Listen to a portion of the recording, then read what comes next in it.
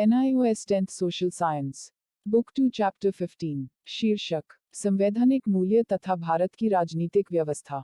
आइए सबसे पहले पाठ से संबंधित महत्वपूर्ण बातों को समझते हैं कि इस पाठ के अंतर्गत हम क्या क्या जानकारियां प्राप्त करेंगे। 1. संविधान किस प्रकार आधारभूत मौलिक कानून एवं एक जीवंत दस्तावेज है। 2. संविधान की प्रस्तावना का विश्लेषण तथा प्रतिबिंबित केंद्रीय मूल्यों की पहचान। 3. उन संवैधानिक मूल्यों की समीक्षा जो भारतीय संविधान की प्रमुख विशेषताओं में व्याप्त है। 4. भारतीय संघीय व्यवस्था और शासन प्रणाली की प्रकृति का परीक्षण। प्रश्न 1. लोकतंत्र से आप क्या समझते हैं? उत्तर: लोकतंत्र का शाब्दिक अर्थ है जनता की सरकार। लोक का अर्थ जनता से है और तंत्र का आशय सरकार से। इस प्रकार लोकतंत्र शब्द की व्युत्पत्ति के अनुसार जनता की सरकार को लोकतंत्र कहते हैं। लोकतंत्र शब्द का अर्थ है शासन शक्ति किसी व्यक्ति या वर्ग विशेष के हाथों में ना होकर समस्त जनता के हाथों में है। शासन चलाने के लिए जनता अपने प्रतिनिधियों का चुनाव करती है जो जनता के नाम पर जनता की इच्छानुसार शक्ति का प्रयोग करता है। गणराज्य का अर्थ यह है कि भारत में राज्य के अध्यक्ष का पद वंशानुगत नहीं है, इसलिए भारत को लोकतांत्रिक गणराज्य कहा गया है।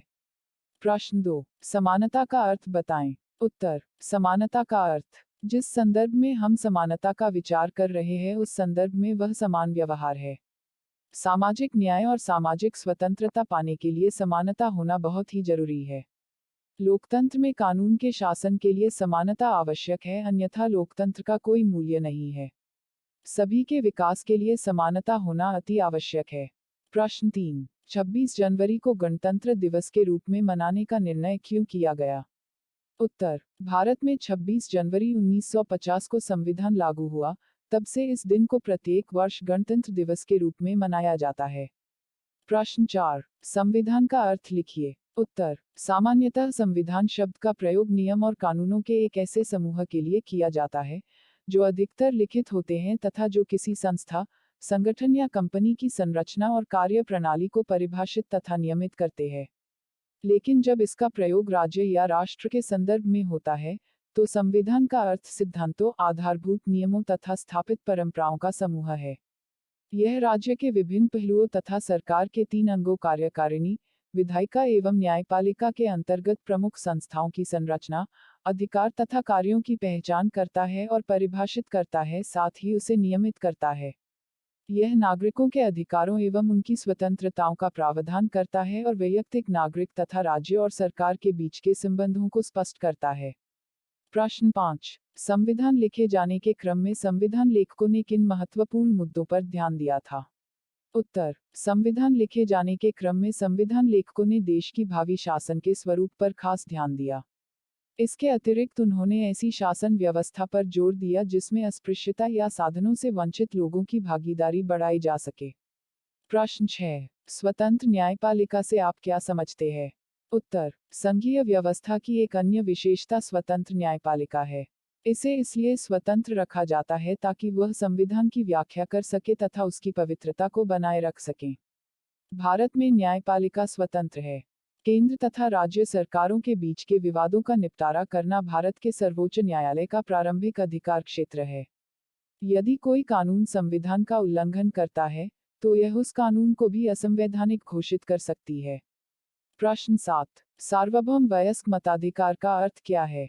उत्तर: सार्वभौम वयस्क मताधिकार से आशय है देश का प्रत्येक नागरिक जिसकी आयु 18 वर्ष पूरी हो चुकी है, देश के चुनावों में अपने मतदान के अधिकार का उपयोग कर सकता है। इसमें उसके साथ धर्म, नस्ल, जाति, लिंग, वंश तथा जन्म स्थान के आधार पर कोई भेदभाव नहीं किया जा सकता। प्रश्न 8. भारतीय संविधान के निर्माण के विषय में आप क्या जानते हैं? उत्तर: संविधान सभा ने 9 दिसंबर 1946 को संविधान बनाने का कार्य प्रारंभ किया। 11 दिसंबर 1946 को डॉक्टर राजेंद्र प्रसाद इसके अध्यक्ष निर्वाचित हुए। डॉक्टर भीमराव अंबेडकर प्रारूप समिति के अध्यक्ष थे। 2 वर्ष 11 महीने 18 दिन की अवधि में संविधान सभा की 166 दिन बैठक हुई। संविधान निर्माण 26 नवंबर 1949 को पूरा हुआ तथा उस दिन संविधान सभा ने भारत के संविधान के प्रारूप को अंगीकृत किया। प्रश्न 9. भारत के राष्ट्रपति को नामात्र की कार्यकारिणी क्यों कहा जाता है? उत्तर: भारत में राष्ट्रपति राज्याध्यक्ष होता है, वह एक नामात्र का औपचारिक कार्यकारिणी है। सिद्धांततः संविधान के द्वारा सभी कार्यकारिणी अधिकार भारत के राष्ट्रपति में ही निहित किया गया है, किंतु व्यवहार में इन अधिकारों का प्रयोग उसके द्वारा नहीं अपितु प्रधानमंत्री एवं मंत्रिपरिषद द्वारा होता है। प्रधानमंत्री की अध्यक्षता में मंत्रिपरिषद ही वास्तविक कार्यकारिणी है। मंत्रिपरिषद की सलाह के बिना राष्ट्रपति कुछ नहीं कर सकता। राष्ट्रपति जिस निर्वाचन मंडल दल द्वारा चुना जाता है, वह संसद सदस्यों से मिलकर बनता है।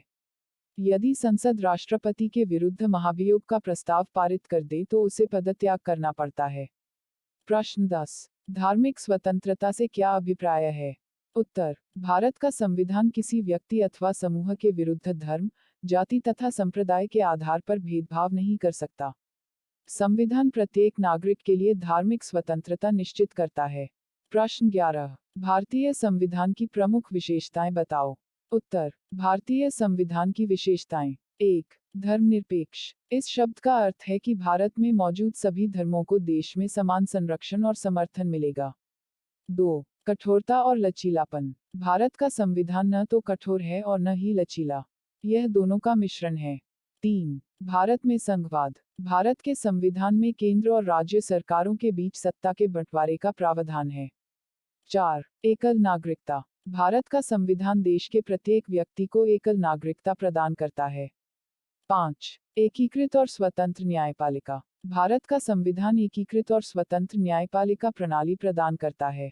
सुप्रीम कोर्ट भारत का सर्वोच्च न्यायालय है। प्रश्न 12। संप्रभु एवं लोकतांत्रिक गणराज्य क्या है? उत्तर। 1949 से क्रियान्वित मूल संविधान के प्रस्तावना में केवल 3 उद्देश्यों संप्रभु, लोकतांत्रिक एवं गणराज्य का उल्लेख मिलता है। संविधान के 42वें संशोधन के द्वारा अन्य 2 आदर्श अर्थात समाजवाद तथा धर्मनिरपेक्षता को प्रस्तावना में समाहित किया गया। आज संविधान की प्रस्तावना हमारे राष्ट्रीय चरित्र के सभी आदर्श तथा उद्देश्यों को प्रतिबिंबित करती है। 1। संप्रभुता। भारत जैसे एक स्वतंत्र राज्य का अनिवार्य गुण है। संप्रभु का अर्थ है राज्य का सर्वोच्च वर्चस्व। संप्रभुता आंतरिक एवं बाह्य दोनों तरह की होती है। आंतरिक संप्रभुता द्वारा राज्य अपने कानूनों को देश के अंदर लागू करता है, कानून व्यवस्था की बहाली करता है तथा लोगों के जीवन एवं स्वतंत्रता की सुरक्षा करता है। बाह्य संप्रभुता का अर्थ है किसी बाह्य शक्ति के प्रभाव तथा अतिक्रमण से राष्ट्रीय स्वतंत्रता को सुरक्षा प्रदान करना। प्रस्तावना में यह भी उल्लेखित है कि राज्य की एक संप्रभु शक्ति भारत के लोगों में निहित है। 2. राष्ट्रीय आंदोलन के नेताओं ने स्वतंत्रता से पूर्व ही भारत को एक लोकतांत्रिक देश बनाने का सपना देखा था। लोकतंत्र को जनता द्वारा, जनता के लिए और जनता के शासन के रूप में परिभाषित किया गया है। संविधान के विभिन्न अनुच्छेदों में लोकतंत्र की विशेषताएं सम्मिलित की गई है। उदाहरण स्वरूप हमारी व्यवस्था वयस्क मताधिकार, स्वतंत्र एवं निष्पक्ष चुनाव, मौलिक अधिकार की जमानत, उद्देश्यों की स्थापना तथा उत्तरदायी शासन पर आधारित है। अतः गणतंत्र वह व्यवस्था है जहां राज्य का सर्वोच्च शासक निर्वाचित अध्यक्ष हो। गणराज्य की संकल्पना से हमारा तात्पर्य एक ऐसे राज्य से है जिसमें देश के राष्ट्रपति तथा प्रधानमंत्री जैसे सार्वजनिक पद वंशानुगत नहीं होते हैं। ऐसे सभी पदों के द्वार प्रत्येक नागरिक के लिए बिना भेदभाव के खुले होते हैं। राज्य के मुखिया या अन्य सार्वजनिक पदों के लिए प्रत्यक्ष या अप्रत्यक्ष रूप से एक निश्चित अवधि के लिए चुनाव होता है। प्रश्न 13। संविधान का क्या अर्थ है? उत्तर। राज्य और राष्ट्र के संदर्भ में संविधान का अर्थ मूल सिद्धांतों, आधारभूत नियमों एवं स्थापित परंपराओं का समूह है।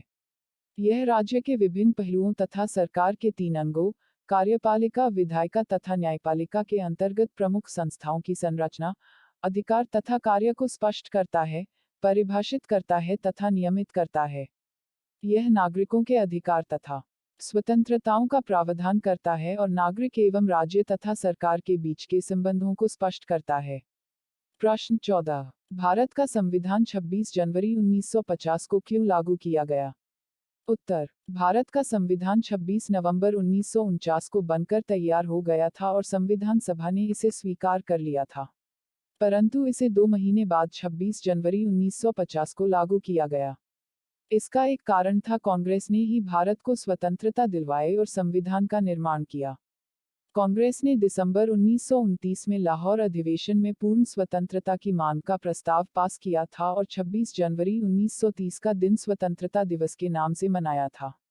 इसके बाद कांग्रेस ने हर वर्ष 26 जनवरी का दिन इसी रूप में मनाया। इसी पवित्र दिवस की याद ताज़ा रखने के लिए संविधान सभा ने संविधान को 26 जनवरी 1950 को लागू करने का निर्णय किया था। प्रश्न 15। संघीय प्रणाली को समझाएं। उत्तर। भारतीय संविधान का स्वरूप संघीय है।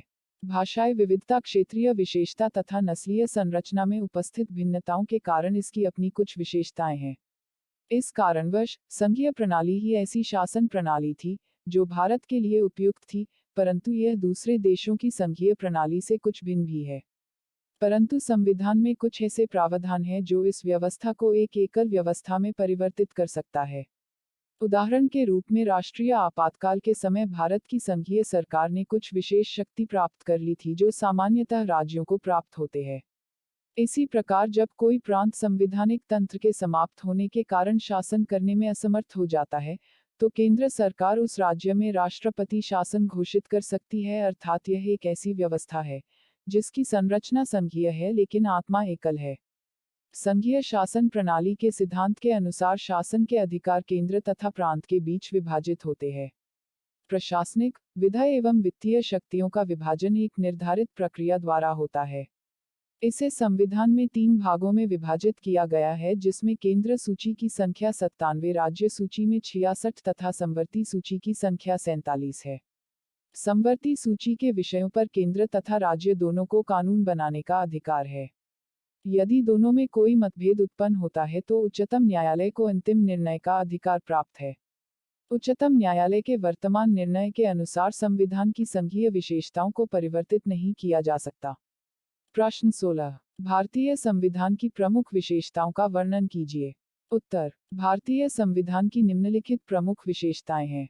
1. लिखित संविधान। भारत का संविधान सबसे लंबा लिखित संविधान है। इसमें प्रस्तावना, 22 भाग, 395 अनुच्छेद, 12 अनुसूचियां तथा 5 परिशिष्ट है। यह मौलिक कानूनों का दस्तावेज है जो राजनीतिक पद्धति की प्रकृति तथा सरकार के अंगों की संरचना एवं क्रियाशीलता को परिभाषित करते हैं। यह भारत एक लोकतांत्रिक राष्ट्र की व्यापक दृष्टि अभिव्यक्त करता है। यह नागरिकों के मूल अधिकारों और मौलिक कर्तव्यों को स्पष्ट करता है तथा ऐसा करते हुए उनमें केंद्रीय सांविधानिक मूल्यों को प्रतिबिंबित करता है। 2. अनमनशीलता तथा नमनशीलता का अनोखा मिश्रण। लिखित दस्तावेजों में परिवर्तन लाना आसान नहीं होता। जहां तक संविधान की बात है, लिखित संविधान सामान्यतया अनमनशील होते हैं। उनमें बार बार परिवर्तन करना आसान नहीं होता है। संविधान में संशोधन के लिए विशेष प्रक्रिया का प्रावधान होता है। ब्रिटिश संविधान जैसे अलिखित संविधानों में साधारण कानून बनाने की प्रक्रिया द्वारा ही संशोधन किए जाते हैं। लेकिन संयुक्त राज्य अमेरिका जैसे लिखित संविधानों में संशोधन करना बड़ा ही कठिन होता है। किंतु भारत का संविधान न तो ब्रिटिश संविधान की तरह नमनशील है और न ही अमेरिकी संविधान की तरह अनमनशील। इसमें निरंतरता के साथ परिवर्तन होते रहते हैं। भारतीय संविधान में 3 तरीके से संशोधन किया जा सकता है। कुछ प्रावधानों में संसद के साधारण बहुमत के समर्थन से संशोधन किया जा सकता है। कुछ अन्य प्रावधानों में संशोधन के लिए विशेष बहुमत तथा तीसरी श्रेणी के प्रावधानों के संबंध में संसद के विशेष बहुमत के साथ साथ कम से कम आधे राज्यों की स्वीकृति की भी आवश्यकता पड़ती है।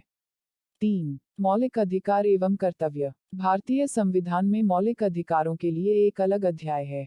इस अध्याय को भारतीय संविधान का अंतःकरण कहा जाता है।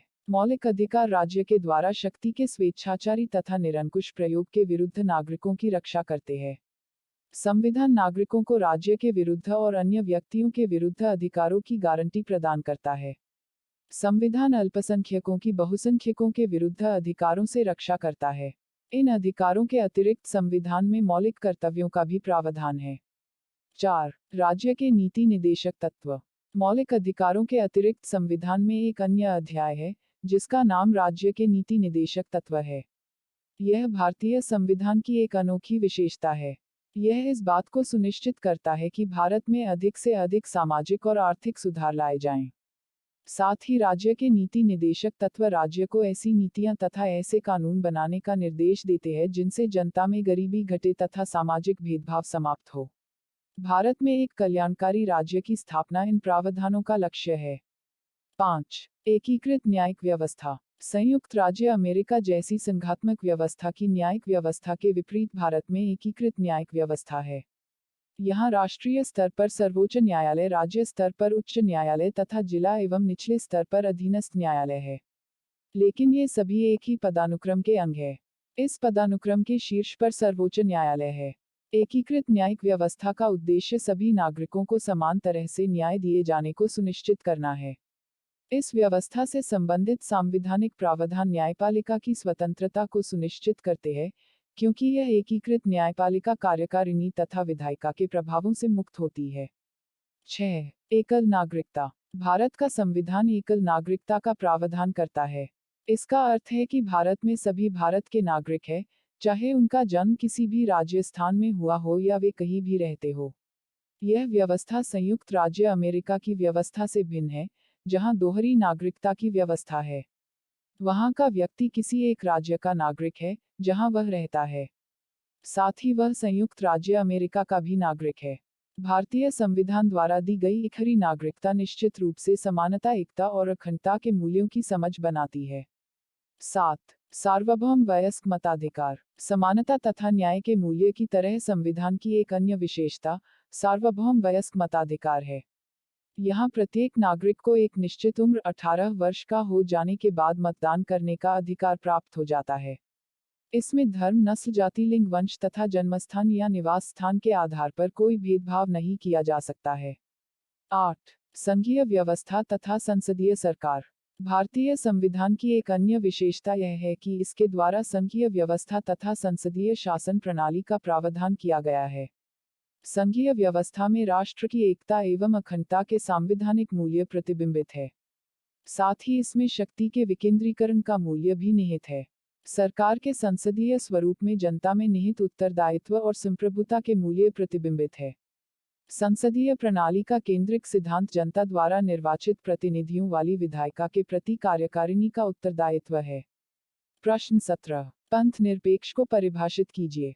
उत्तर. राज्य के समक्ष सभी धर्म और पंथ समान हो तथा नागरिकों में धर्म, पंथ एवं संप्रदाय के आधार पर किसी प्रकार का भेदभाव न हो। संविधान किसी भी व्यक्ति को अपने पसंद से किसी पंथ या धर्म पर आस्था रखने तथा उपासना करने का अधिकार प्रदान करता है। तो आइए समझते हैं, कुल मिलाकर हमने इस पाठ से हमने क्या क्या सीखा। 1. राज्य या राष्ट्र के संदर्भ में संविधान का अर्थ मूल सिद्धांतों, आधारभूत नियमों तथा स्थापित परंपराओं का समूह है।